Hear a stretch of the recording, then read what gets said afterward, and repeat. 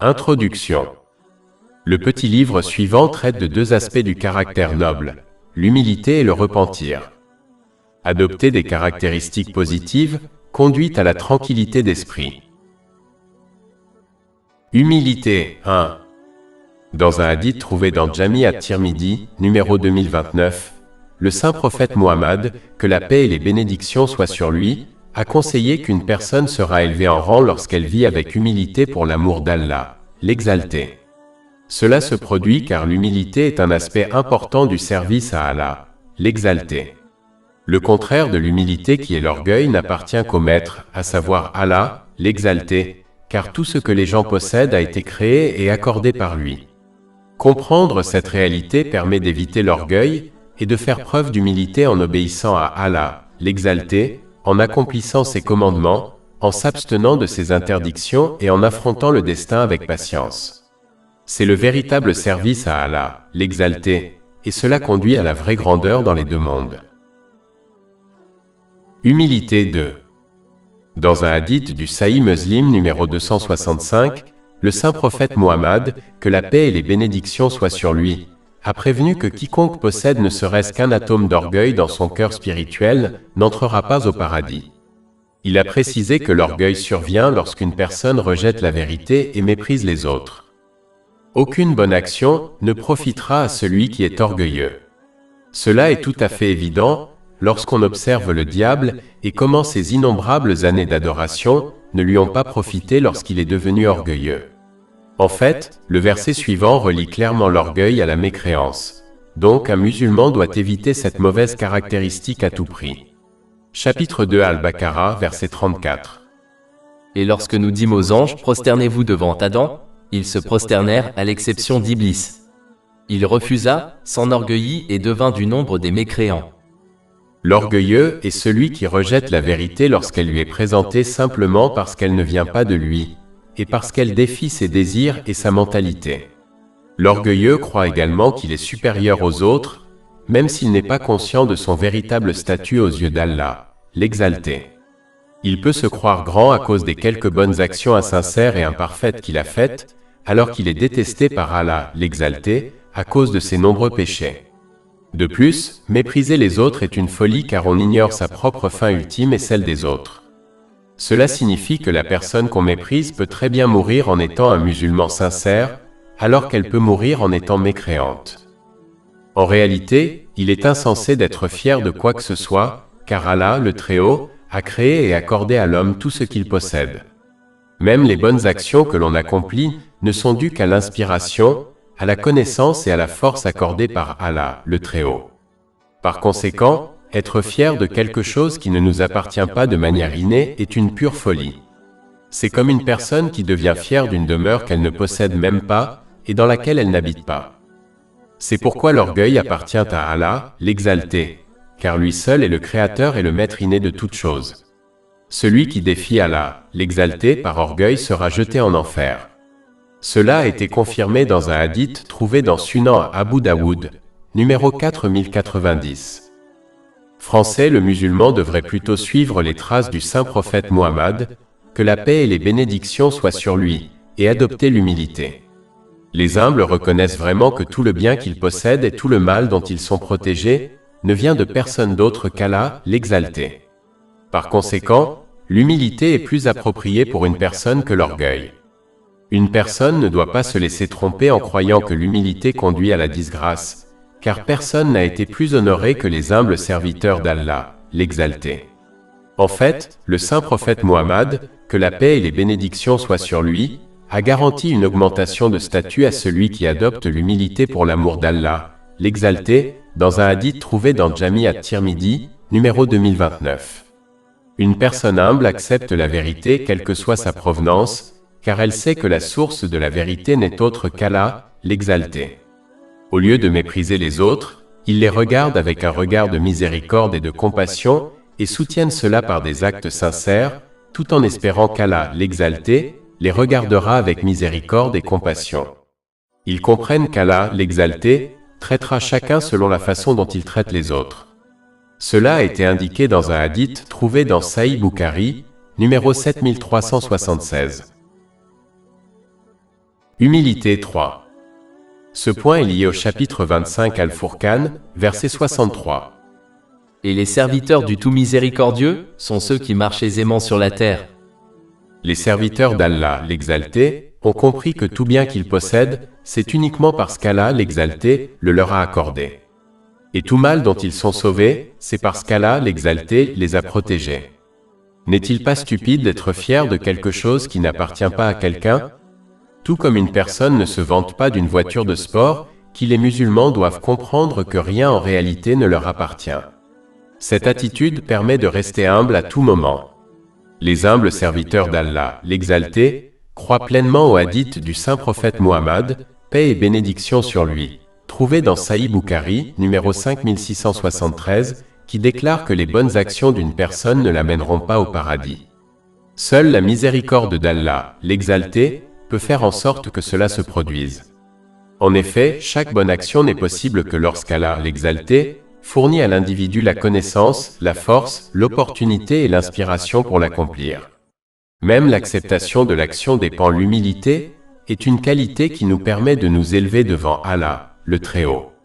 Lorsque l'on garde cela à l'esprit, cela nous sauve de l'orgueil et nous incite à adopter l'humilité. Il faut toujours se rappeler qu'être humble n'est pas un signe de faiblesse, car l'islam nous encourage à nous défendre si nécessaire. En d'autres termes, l'islam enseigne aux musulmans à être humbles sans faiblesse. En fait, le saint prophète Muhammad, que la paix et les bénédictions soient sur lui, a confirmé dans un hadith trouvé dans Jami at-Tirmidhi numéro 2029, que quiconque s'humilie devant Allah le Très-Haut, sera élevé par lui. Donc, en réalité, l'humilité mène à l'honneur dans les deux mondes. Il suffit de réfléchir au plus humble de la création pour comprendre ce fait, à savoir le saint prophète Muhammad, que la paix et les bénédictions soient sur lui. Allah, le Très-Haut, a clairement ordonné aux gens en ordonnant au saint prophète Muhammad, que la paix et les bénédictions soient sur lui, d'adopter cette qualité importante. Chapitre 26 Ash-Shu'ara, verset 215.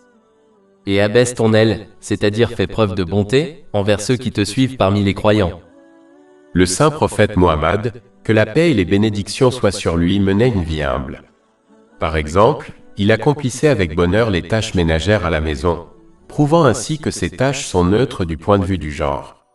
Ceci est confirmé par l'imam Bukhari dans son livre Adab al-Mufra, numéro 538. L'humilité est une caractéristique intérieure qui se manifeste à l'extérieur, comme par exemple la façon de marcher. Ceci est discuté dans un autre verset du chapitre 31 de Luqman, verset 18. Et ne tends pas ta joue avec mépris aux hommes, et ne marche pas en criant sur la terre. Allah, le Très-Haut, a clairement indiqué que le paradis est réservé aux humbles serviteurs qui ne possèdent aucune trace d'orgueil. Chapitre 28 Al-Qassa, verset 83. Nous réservons la demeure de l'au-delà à ceux qui ne désirent ni l'élévation sur terre, ni la corruption. Et le meilleur sort est pour les pieux. En fait, le saint prophète Muhammad, que la paix et les bénédictions soient sur lui, a confirmé dans un hadith retrouvé dans Jami at-Tirmidhi, numéro 1998, que quiconque possède un atome d'orgueil n'entrera pas au paradis. Seul Allah, l'Exalté, a le droit d'être fier car il est le créateur, le soutien et le propriétaire de l'univers entier. Il est important de noter que l'orgueil se manifeste lorsque l'on se croit supérieur aux autres et rejette la vérité lorsqu'elle nous est présentée, car on n'aime pas accepter la vérité lorsqu'elle vient des apostrophes une autre personne que soi. Cela est confirmé dans un hadith trouvé dans Sunan Abu Daoud, numéro 4092. Humilité 4. Dans un hadith trouvé dans le livre de l'imam Munzari, Conscience et appréhension, numéro 2556, le saint prophète Muhammad, paix et bénédiction d'Allah sur lui, a donné la bonne nouvelle à celui qui possède les caractéristiques suivantes. La première caractéristique est l'humilité sans défaut, c'est-à-dire sans faiblesse. L'humble se soumet, accepte et agit selon les commandements et les interdictions d'Allah, l'Exalté, prouvant ainsi sa servitude envers lui. Il accepte volontiers la vérité lorsqu'elle lui est présentée, même si elle contredit ses désirs, et peu importe qui la lui transmet. Cela signifie qu'il ne rejette pas la vérité, en croyant savoir mieux. Il ne méprise pas les autres, en croyant qu'ils sont supérieurs à eux en raison de quelque chose de ce monde qu'ils possèdent, ou en raison de leur obéissance à Allah, l'Exalté. Il comprend que toutes les bénédictions de ce monde qu'il possède lui appartiennent et lui ont été créées et accordées par nul autre qu'Allah, l'Exalté. Par conséquent, il n'a aucune raison d'être fier. De plus, il comprend que faire de bonnes actions n'est possible que par la miséricorde d'Allah, l'Exalté, car l'inspiration, l'opportunité, la force et la capacité d'accomplir une bonne action viennent toutes d'Allah, l'Exalté. De plus, seul un imbécile adopte l'orgueil car il ne connaît pas son sort final ni celui des autres. Cela signifie qu'il peut mourir alors qu'Allah, l'Exalté, n'est pas satisfait de lui, et même dans un état de mécréance. Comprendre ces vérités empêchera une personne de commettre le péché mortel de l'orgueil. Un atome de cet orgueil suffit à une personne pour aller en enfer. Cela a été mis en garde dans un hadith trouvé dans Sahih Muslim, numéro 265. L'humilité sans faiblesse signifie qu'un musulman fait toujours preuve de bonté envers les autres, mais n'a pas peur de se défendre si nécessaire et de défendre la vérité, et son humilité ne le fait pas paraître déshonoré aux yeux des autres. Repentance 1. Un hadith divin trouvé dans Jami at-Tirmidhi, numéro 3540, nous informe de l'importance et de l'immensité du pardon d'Allah, l'Exalté. La première partie du hadith déclare que tant qu'un musulman invoque sincèrement Allah, l'Exalté, et espère en sa miséricorde, il sera pardonné par lui. Cette réponse est en fait garantie pour toutes les invocations licites dans le Saint-Coran, et pas seulement pour l'invocation du pardon. Chapitre 40 Ghafir verset 60. Et ton Seigneur dit, invoque-moi je te répondrai. En fait, le saint prophète Mohammed, que la paix et les bénédictions soient sur lui, a mentionné ce verset et a déclaré que l'invocation est un acte d'adoration, c'est-à-dire une bonne action. Cela a été conseillé dans un hadith trouvé dans Sunan Abu Daoud, numéro 1479. Un hadith trouvé dans Jami at-Tirmidhi, numéro 3604, conseille que chaque invocation est acceptée de différentes manières tant qu'elle est licite. Soit la personne obtient ce qu'elle a demandé, soit une récompense lui est réservée dans l'au-delà, soit un péché équivalent lui est pardonné. Mais il est important de noter que pour recevoir une réponse positive, un musulman doit remplir les conditions et l'étiquette de l'invocation. En ce qui concerne l'invocation pour le pardon, cela comprend l'effort actif pour éviter les péchés et l'obéissance sincère à Allah, l'Exalté, car il est contraire au bon sens de demander pardon tout en persistant dans les péchés. L'une des plus grandes invocations qu'un musulman puisse faire est le pardon, car c'est un moyen d'obtenir des bénédictions, d'éviter les difficultés dans ce monde, et un moyen d'accéder au paradis et d'échapper à l'enfer dans l'autre monde. Chapitre 71 nous versets 10 à 12. Et il dit, implorez le pardon de votre Seigneur. Car il est certes pardonneur. Il fera tomber sur vous du ciel des pluies abondantes. Et il vous accordera des biens et des enfants, et il vous accordera des jardins et des rivières. Comme l'indique le hadith principal dont nous traitons, l'espoir en la miséricorde infinie d'Allah, le Très-Haut, lorsque l'invocation est une condition pour le pardon, Allah, le Très-Haut, agit en fonction de l'opinion de son serviteur sur lui, ce qui a été confirmé dans un hadith divin trouvé dans Sahih Bukhari, numéro 7405. L'une des plus grandes causes de pardon est lorsqu'un musulman espère seulement qu'Allah, l'Exalté, lui pardonnera, sachant très bien que personne ne peut lui pardonner ou le protéger du châtiment sauf Allah, l'Exalté. Le hadith principal dont il est question ici est que, quel que soit le nombre de péchés commis par une personne, la miséricorde et le pardon d'Allah, le Très-Haut, sont plus grands. En fait, ils sont illimités, donc les péchés limités d'une personne ne pourront jamais les surmonter. C'est pourquoi le saint prophète Mohammed, sur lui la paix et le salut, a conseillé aux musulmans de magnifier ce qu'ils demandent, car rien n'est trop grand pour qu'Allah le Très-Haut puisse l'exaucer. Cela a été confirmé dans un hadith trouvé dans Sahih Muslim, numéro 6812. Mais il est important de noter qu'utiliser le fait que le pardon d'Allah, le Très-Haut, est infini comme excuse pour persister dans les péchés, c'est se moquer de cette vérité importante, et celui qui se comporte de cette manière peut être privé de son pardon.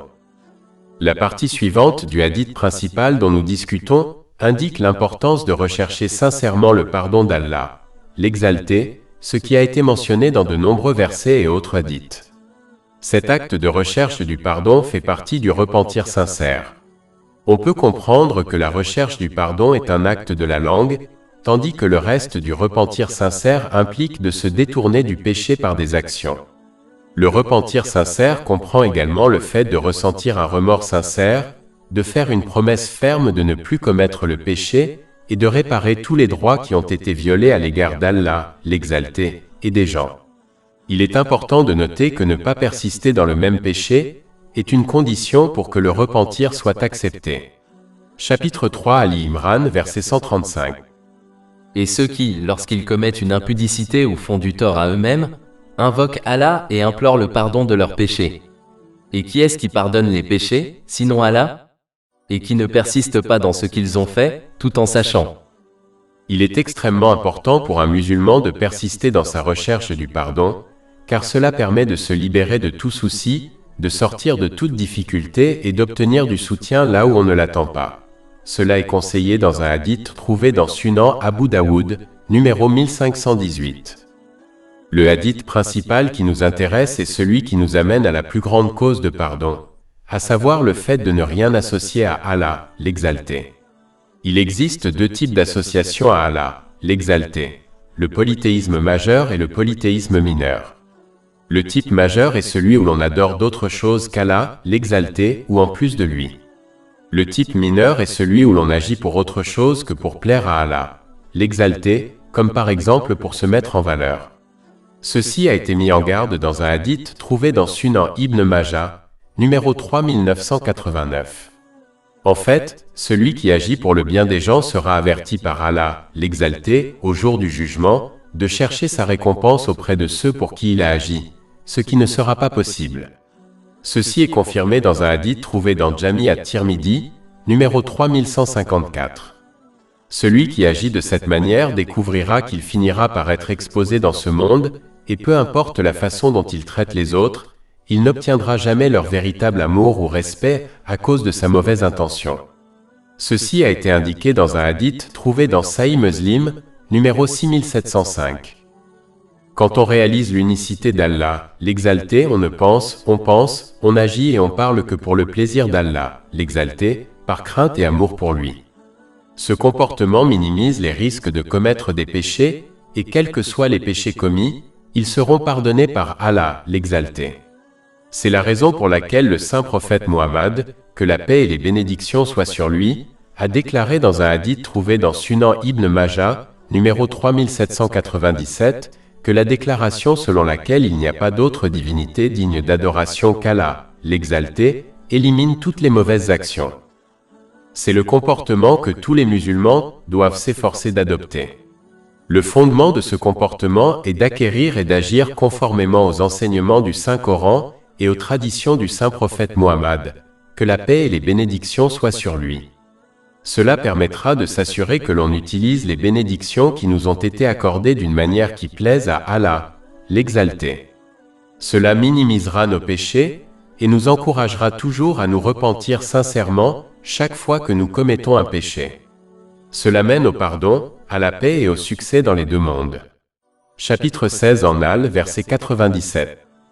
Quiconque, homme ou femme, fait une bonne œuvre tout en étant croyant, nous lui ferons vivre une bonne vie, et nous lui donnerons certes une récompense correspondant au meilleur de ses œuvres. Repentance 2. Dans un hadith trouvé dans Jami at-Tirmidhi, numéro 1987, le saint prophète Muhammad, paix et bénédiction d'Allah sur lui, a donné quelques conseils importants. Le deuxième conseil donné dans le hadith principal dont il est question est que le musulman doit faire suivre son péché d'une bonne action afin qu'il soit effacé. Cela ne concerne que les péchés mineurs, car les péchés majeurs nécessitent un repentir sincère. Si l'on ajoute un repentir sincère à son acte juste, alors cela effacera tout péché, mineur ou majeur. Mais une partie de la bonne conduite consiste à s'efforcer de ne pas répéter le péché à nouveau, car pécher avec l'intention de le suivre d'une bonne action est une mentalité dangereuse et trompeuse. On doit s'efforcer de ne pas commettre de péché, et lorsqu'ils se produisent, on doit se repentir sincèrement. Le repentir sincère implique de ressentir du remords, de demander pardon à Allah, l'Exalté, et à quiconque a été lésé, tant que cela n'entraîne pas de nouveaux problèmes, on doit promettre sincèrement d'éviter de commettre à nouveau le même péché ou un péché similaire, et de réparer tous les droits qui ont été violés à l'égard d'Allah, l'Exalté, et des gens. Repentance 3. Dans un hadith trouvé dans Sunan Ibn Majah, numéro 4251, le saint prophète Muhammad, paix et bénédiction d'Allah sur lui, a conseillé aux gens de commettre des péchés, mais la meilleure personne qui commet des péchés est celle qui se repent sincèrement. Les gens ne sont pas des anges, et sont donc voués à commettre des péchés. Ce qui rend les gens spéciaux, c'est lorsqu'ils se repentent sincèrement de leurs péchés. Le repentir sincère comprend le fait de ressentir des remords, de demander pardon à Allah, l'Exalté, et à quiconque a été lésé, de faire une promesse ferme de ne plus commettre le péché ou un péché similaire, et de réparer tout droit qui a été violé à l'égard d'Allah, l'Exalté, et des gens. Il est important de noter que les péchés mineurs peuvent être effacés par des actes vertueux. Cela est conseillé dans de nombreux hadiths, comme celui qui se trouve dans le Sahih Muslim, numéro 550. Il conseille que les 5 prières obligatoires quotidiennes et les 2 prières collectives consécutives du vendredi effacent les péchés mineurs commis entre les deux, à condition que les péchés majeurs soient évités. Les péchés majeurs ne sont effacés que par un repentir sincère. C'est pourquoi le musulman doit s'efforcer d'éviter tous les péchés, petits et grands, en évitant les mauvaises fréquentations et les endroits où les péchés se produisent le plus souvent. Il doit acquérir et mettre en pratique la connaissance islamique afin d'adopter les caractéristiques qui préviennent les péchés, telles que la persévérance, la patience et la crainte d'Allah, l'Exalté. Il doit apprendre à utiliser correctement les bienfaits qui lui ont été accordés, afin d'éviter de les utiliser de manière pécheresse. Et chaque fois qu'un péché se produit, il doit immédiatement se repentir sincèrement, car l'heure de la mort est inconnue. Et il doit continuer à obéir à Allah, l'Exalté, en accomplissant ses commandements, en s'abstenant de ses interdictions et en affrontant le destin avec patience selon les hadiths du saint prophète Muhammad. Que la paix et les bénédictions soient sur lui, sans abandonner. Repentance 4. Dans un hadith trouvé dans Jami at-Tirmidhi, numéro 2406, le saint prophète Muhammad, paix et bénédiction d'Allah sur lui, a conseillé comment parvenir au salut. La première chose à faire est de contrôler ses paroles. Le musulman doit éviter les paroles mauvaises, car une seule parole mauvaise est nécessaire pour le plonger en enfer le jour du jugement. Cela a été mis en garde dans un hadith trouvé dans Jami at-Tirmidhi, numéro 2314. Le musulman doit éviter les paroles vaines et inutiles, car elles sont souvent le premier pas vers les paroles mauvaises et elles font perdre un temps précieux à l'individu, ce qui sera un grand regret pour lui le jour du jugement. Le musulman doit s'efforcer de dire de bonnes paroles ou de rester silencieux. Cela a été conseillé dans un hadith trouvé dans Sahih Muslim, numéro 176.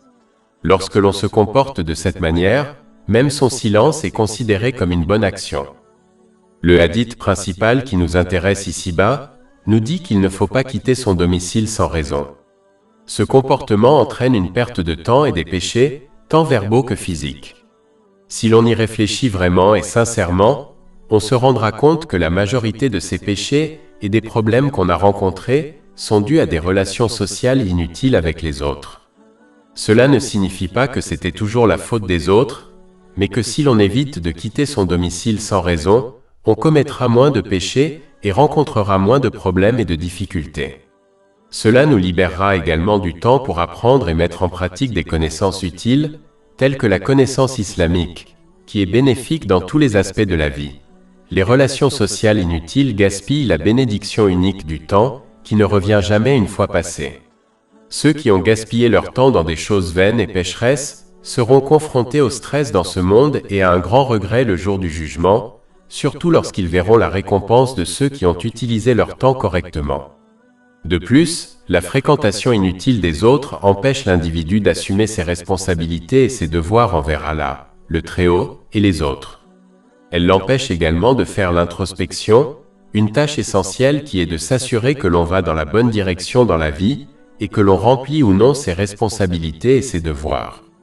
Le manque d'introspection conduit à une vie sans but, où l'individu n'a pas de direction ferme dans sa vie profane ou religieuse. La fréquentation excessive des autres encourage également l'individu à devenir dépendant et à s'attacher aux autres, ce qui conduit toujours à des problèmes émotionnels, mentaux et sociaux, car toute la vie, le bonheur et la tristesse, tournent autour des gens et de leurs relations. On peut se sauver de tous ces effets négatifs en fréquentant des gens uniquement lorsque cela est nécessaire. Le dernier élément mentionné dans le hadith principal, dont il est question, est le fait de pleurer sur ses péchés. Ce comportement montre un véritable remords pour ses péchés, ce qui est un aspect crucial du repentir sincère. Cela a été indiqué dans un hadith trouvé dans Sunan Ibn Majah, numéro 4252. Les autres aspects comprennent la recherche du pardon d'Allah, l'exalté, et de toute autre personne qui a été lésée, à moins que cela ne conduise à de nouveaux problèmes. Faire une promesse ferme de ne plus commettre le même péché ou un péché similaire, et si possible, de compenser les droits qui ont été manqués ou violés à l'égard d'Allah, l'exalté, et des gens. L'islam n'exige pas la perfection, seulement un effort authentique et sincère pour obéir à Allah, l'exalté, et lorsque l'on pêche, de se repentir sincèrement et de s'efforcer de se réformer. Plus de 400 livres électroniques, livres audio, infographies, podcasts et blogs gratuits disponibles sur notre site web www.chekpod.com.